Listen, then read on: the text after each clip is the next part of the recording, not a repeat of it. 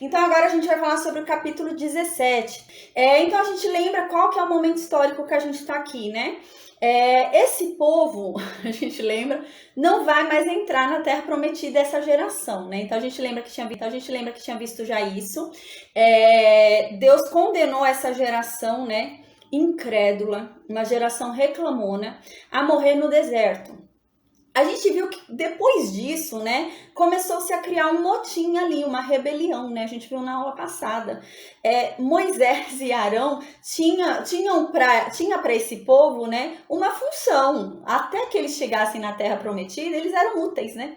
Mas agora eles não iam mais para a Terra Prometida nenhum. Então, Moisés e Arão passaram a não ser mais úteis, né? E Moisés e Arão, eles tinham um certo poder, né? Porque o título também dá isso, né? Imagina, o sumo sacerdote ali, né? Moisés era autoridade sobre o povo, né? Falava com Deus e dava o recado de Deus ao povo. Eles eram autoridades ali. Então a gente lembra que no capítulo anterior o que aconteceu? Corá se rebelou. E Corá queria o sumo sacerdócio que era de Arão, né? Então a gente lembra que ele fez um motim ali, né? Chamou os Rubenitas, né? Foi lá, jogou ideia ali nos Rubenitas, né? E os Rubenitas, né, foram influenciados ali por Corá. E levantaram ali, né? Então a gente lembra uma rebelião contra Moisés e Arão. Mas na verdade a gente viu que a rebelião foi contra Deus, né? Moisés e Arão não estavam fazendo nada ali por vontade própria. Eles estavam ali a serviço de Deus, né? Então toda rebelião contra eles era contra Deus, porque era a ordem de Deus que eles serviam, né? Então a gente lembra que muita gente morreu, né? Mais de 14 mil em um dia morreram e mais de 250 no dia anterior com a rebelião de Corá, né? Então a gente estava nesse momento histórico aqui. Então a gente lembra que havia um grande questionamento se Arão era santo o suficiente para representar todo mundo ali. Porque a gente lembra que Arão era o único que entrava no Santo dos Santos, né? E Arão era o único que podia entrar no Santo dos Santos e levava em si o pecado de todo o povo, né? Ele fazia expiação por todo mundo. Nem Moisés não entrava no Santo dos Santos, né? Somente Arão. Então começou-se a ter um grande questionamento ali, porque eles se julgavam mais santos do que Arão, né? Foi na mesma ideia ali de Miriam e Arão quando se rebelaram contra Moisés, achando que eles eram mais santos do que Moisés. Então o povo começou a questionar a santidade de Arão. E agora, nesse capítulo 17, Deus vai mostrar quem é que ele quer que entre no Santo dos Santos. Quem é o escolhido dele. Então, Deus vai deixar bem claro. Parece que não tinha ficado claro, né? Então, os Rubenitas, né? Eulália, eu vou pedir para você, por favor, colocar o microfone no mudo. Aí no final da aula é liberado os microfones, tá bom, gente? Aí quem tiver dúvida pode perguntar. No final da aula a gente sempre libera, conversa sobre o que a gente falou, tá? Mas só durante a aula eu peço para colocar no mudo, senão volta a minha voz e eu acabo perdendo o raciocínio. Obrigada, Eulália, amém. Então o que acontece? Agora, hoje, houve uma grande necessidade de Deus mostrar que é uma decisão dele que Arão seja o sumo sacerdote. Por que o povo começou a pensar? Só Moisés fala com Deus, ninguém fala com Deus. Ninguém ouve a voz de Deus. Somente Moisés ouve. Aí justo o irmão de Moisés foi escolhido para ser o sumo sacerdote. Então eles acharam que Moisés estava puxando sardinha, né? Que Moisés tinha ele escolhido o irmão dele para beneficiar o irmão dele. Então houve essa questão. Agora Deus vai tirar isso, né? A limpo. Então Deus vai mostrar publicamente que não é Moisés que está escolhendo Arão, mas sim o próprio Deus. Então isso vai acontecer agora nesse capítulo aqui 17, tá? Versículo 1, né? Então, depois dessa atrocidade toda, dessa rebelião que houve toda ali do povo, Deus chama Moisés, né? Houve uma grande rebelião ali do povo, achando que Moisés que escolheu Arão, né? Moisés quis beneficiar o irmão, né? Então, Deus vai tornar claro ali que não foi Moisés que escolheu Arão. Então, Deus fala no versículo 2 para Moisés. Moisés, fala para todo o povo de Israel, né? Que você vai receber deles bordões, né? O que são bordões? Aquelas varas, né? Então, Deus fala, de uma vez por todas, para acabar essa conversa de que você foi que escolheu Arão, fala para todas as tribos entregarem uma vara. Cada tribo vai entregar uma vara, né? E eu vou escolher dentre essas varas quem é a pessoa que vai exercer o sacerdócio perante mim. E eu vou escolher. E vocês vai tornar claro para todo mundo que isso foi um ato meu, né? Vocês não vão ter dúvida, não vão achar que Moisés fez mais nada, porque vocês estão achando que Moisés, né, é um feiticeiro. Então vocês vão ter certeza que foi Deus que escolheu aqui Arão. Então aqui Deus fala, olha, você vai pegar um bordão para cada casa de Israel, né? Para cada tribo de Israel. Vai pegar um bordão por um chefe, né? Vai ter um cabeça por cada tribo. E esse cabeça por cada tribo vai entregar para você o bordão dele, a vara dele, né? Era muito comum as pessoas andarem com bordão, com vara, e esses bordões tinham a insígnia da pessoa, né? Ali era algo importante. A gente lembra, né? Quando Judá, né, engravidou a nora dele, né, ela ficou com o cajado dele, né, então era algo importante nessa época. Então Moisés pega um bordão de cada tribo ali, né, e aqui diz, né, isto é, 12 bordões, escreve o nome de cada um sobre o seu bordão. A gente lembra que na verdade são 13 tribos, né, não são 12 tribos, porque a tribo de José se dividiu em duas tribos, a tribo de José virou Efraim e Manassés. Então, contando a tribo de Levi, porque a tribo de Levi vai entrar também, né, nessa escolha do bordão, porque está sendo questionado quem é o sumo sacerdote, então seriam 13 bordões, né? Então, assim, ao certo, gente, não dá pra gente saber, porque lá embaixo a impressão que dá é que Moisés escreve dizendo que são 12 bordões de todo Israel e um bordão da tribo de Levi, sendo a tribo de Levi separada, né? Dando um total de 13, né? A gente lembra que a tribo de Levi é separada realmente. O censo deles não era contado junto, né? O censo deles não era contado junto, né? Então, aqui, né, a gente tá bem antes desse tempo ainda, bem antes, amém. Eles ainda estão indo, né? Mas, então, a gente lembra que eu perdi meu raciocínio, fui ler e esqueci. Mas amém. Aí aqui o que acontece, né? Porque algumas pessoas questionam, mas são só 12 bordões, né? Então, será que foi só um bordão por José? Mas na verdade José são duas tribos, né? Mas quando a gente lê mais adiante no final desse capítulo, a impressão que dá pra gente quando a gente lê o final do capítulo é que foram 12 bordões e um bordão para Levi, né? Parece que Levi foi separado. E Levi sempre tinha esse sentido de ser separado, né?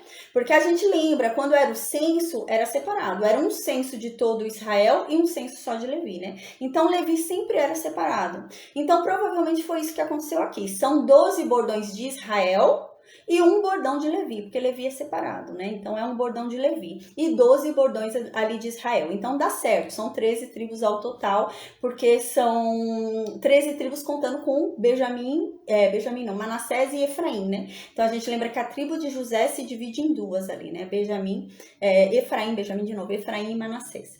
Então, aqui ele recebeu, então, os 12 bordões ali da tribo de Israel. Aí, no versículo 3, né? Ele recebeu também um bordão ali pela tribo de Levi. Então, cada tribo entregou um bordão do chefe da tribo, né? Da pessoa ali mais à frente daquela tribo, né? A pessoa responsável por aquela tribo. Então, cada tribo entregou ali o seu cajado, né? E para a tribo de Levi, Deus aqui manda escrever o nome, né? Porque ali nas outras tribos eles decidiram, né? Quem era o chefe deles. Mas na tribo de Levi, como a gente lembra que já teve a confusão entre os levitas querendo questionar, né? Arão ser sumo sacerdote, Deus já fala. Porque senão poderia dar confusão aqui também, né? Então Deus já fala, olha, mas no bordão que vai para Levi vai estar o nome de Arão. Então Deus já escolheu o chefe de Levi, né? Porque senão podia ter alguma confusão ali, quererem colocar outro nome ali, já como eles estavam rebeldes ali, né, com Arão. Então Deus já deixa claro que na tribo de Levi é Arão. O próprio Deus já fala. O restante eles puderam escolher o nome, mas da tribo de Levi é Arão o nome. Então Deus já está falando, a cabeça da tribo de Levi é Arão, né? Porque aqui já é uma situação para a tribo de Levi parar de questionar, né? Porque a gente lembra que havia ali um problema na própria tribo de Levi, eles questionando ali a autoridade de Arão, né? Que porque Arão foi escolhido. Então Deus já fala, não, da tribo de Levi ele é o mais importante.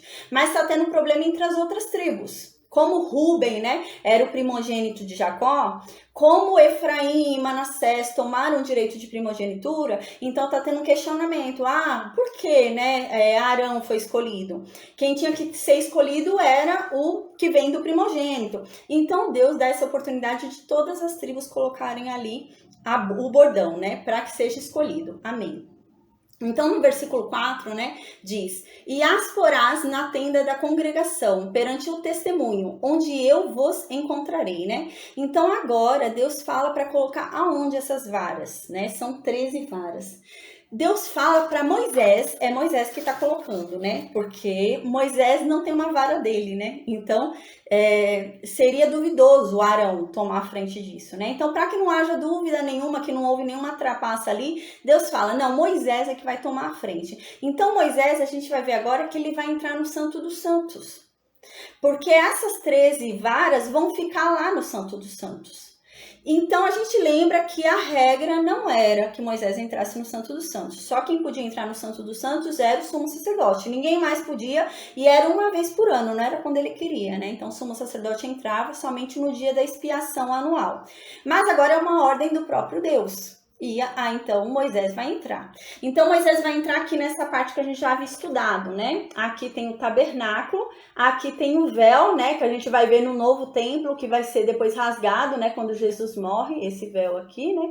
Então aqui tinha um véu e atrás do véu tem a arca. E aqui nessa parte da arca que vão ser deixadas as 13 varas, né? Por quê? Para que tenham certeza de que não houve nenhuma adulteração ali, né? Porque se deixassem as varas no Santo dos Santos, eles poderiam alegar que houve uma adulteração ali. Por quê? Porque a descendência de Arão e Arão podiam entrar no Santo dos Santos. Então, eles podiam ir lá de madrugada e fazer alguma adulteração, né? Então, para evitar esse tipo de questionamento, Deus faz o quê? Não, vai lá para o Santo dos Santos. Então, todo mundo ia ter certeza que não houve nenhuma adulteração, porque ninguém ia se atrever a entrar no Santo dos Santos ali, sem autorização de Deus, né?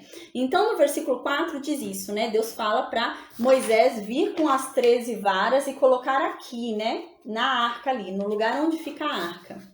Ali, né, perante o testemunho onde eu vos encontrarei, né? A gente lembra que Deus saía aqui, né? Saía de cima da arca para falar, né? Então, no versículo 5 diz: O bordão do homem que eu escolher, esse bordão vai florescer. Assim eu vou fazer cessar de sobre mim as murmurações que vocês têm feito. Então, aqui Deus está falando, a partir de agora vocês vão entender que quem escolheu essa pessoa fui eu. Vocês vão entender que não é Moisés que escolheu ninguém, fui eu, sou eu que estou escolhendo. É isso que Deus está dizendo. E assim vocês vão parar de reclamar, porque vocês vão entender que sou eu que escolhi, não foi Moisés. Aí no versículo 6, então, continua. Falou, pois, Moisés aos filhos de Israel que Deus havia falado, né? E todos os seus príncipes deram os bordões ali. Então, ele recebeu 13 bordões, incluindo o bordão de Levi, né? Cada um lhe deu um, segundo as casas de seus pais. 12 bordões, né? E entre eles o bordão de Arão. Então, eu acredito, né, não tem assim como a gente ter certeza, né? Alguns estudiosos acham que são 12 bordões, sendo um genérico para José. Mas eu acredito que sejam 12 bordões, contando Efraim e Manassés, e um bordão para Arão. Mas o bordão de Arão, ele é separado dessa contagem, assim como foi o censo, né? Levi é sempre separada de tudo, né? Deus não coloca Levi no meio dos israelitas. Deus sempre separa. Então, eu acredito que aqui também tenha sido essa separação. Foram 12 bordões de Israel e um bordão da tribo de Levi, que foi o de Arão. Então, no versículo 7, diz que Moisés foi lá, no Santo dos Santos, entrou lá e colocou as 13 varas, os 13 bordões lá onde fica a Arca da Aliança. E saiu. E foi todo mundo dormir, né? Foi todo mundo dormir e ele deixou lá para Deus resolver, né? E no dia seguinte, Moisés foi lá ver, porque realmente, gente, se Arão fosse lá ver, eles iam falar que Arão adulterou. Então tinha que ser alguém que não tivesse com o nome ali numa vara, né? Então quem entra ali? Moisés. Moisés entra ali na tenda, né? E eis então que o bordão de Arão tinha florescido, gente. Algo impossível. Imagina um bordão normal, uma vara, você coloca lá uma vara normal sem nada, né? E no dia seguinte tá toda florescida. E fala que não é pouco florescida, não, gente. Fala que foi algo assim extraordinário, né? Então era como muito frutífero, né? Diz nesse sentido, como se tivesse uma terra muito fértil, né? E era uma vara. Então era algo evidente que foi algo de Deus ali. Então, de repente, no dia seguinte, Moisés entra ali para ver qual era o resultado, o que Deus falou, né? Então ele vê que o bordão que estava escrito o nome de Arão tinha florescido. E ele não só, né, tinha começado a se inchar, ele até se inchou de tanta flor que teve. Começou a brotar tanta flor ali, né? E ele estava dando até amêndoas. Então foi algo ali extraordinário realmente. Então no versículo 9 diz que Moisés trouxe todos os representantes de todas as tribos ali que haviam dado o bordão, né? E eles viram, né? Então Moisés trouxe todos os bordões de diante do Senhor a todos os filhos de Israel. Aqui ele reuniu toda a congregação, né? Diz que ele reuniu toda a congregação e mostrou para que não houvesse mais dúvida, para que parassem de falar que ele estava puxando o saco do irmão, né? Então ele mostra para toda a congregação ali qual foi o bordão que floresceu. Então toda a congregação viu, e cada um dos chefes, né, cada um dos cabeças que havia dado o seu bordão, foi lá e pegou o seu bordão de volta, seco, né, sem nada. Então no versículo 10, né, Deus disse para Moisés: Moisés, agora você vai pegar o bordão de Arão, esse que floresceu, e você vai colocar perante o testemunho, né? Você vai colocar, a gente lembra o que é o testemunho, né? O testemunho é a Arca da Aliança, né? Ela leva esse nome. Na verdade, o testemunho são as duas tábuas que tem dentro da arca, né? Isso é o testemunho, né? A Arca da Aliança não é o testemunho. Mas aquelas duas tábuas são o testemunho, né? Quando a gente estudou sobre as tábuas, eu expliquei. Leva esse nome de testemunho por quê? Porque aquelas tábuas testemunham contra Israel. Porque Israel fez um voto com Deus, que ia cumprir o que está escrito naquelas tábuas. Então, se Israel não fizesse, aquelas tábuas são testemunho contra Israel, de que eles não cumpriram o que estava escrito. Então, por isso esse nome testemunho, né? Então, aqui Deus está falando, vocês vão colocar lá junto com o testemunho, né? E onde que estava o testemunho? Dentro da Arca da Aliança, né? Então ele tinha que colocar a vara ali, né, de Arão aonde? Dentro da arca, né? Que a gente já havia visto que realmente dentro da arca ficava o quê, né?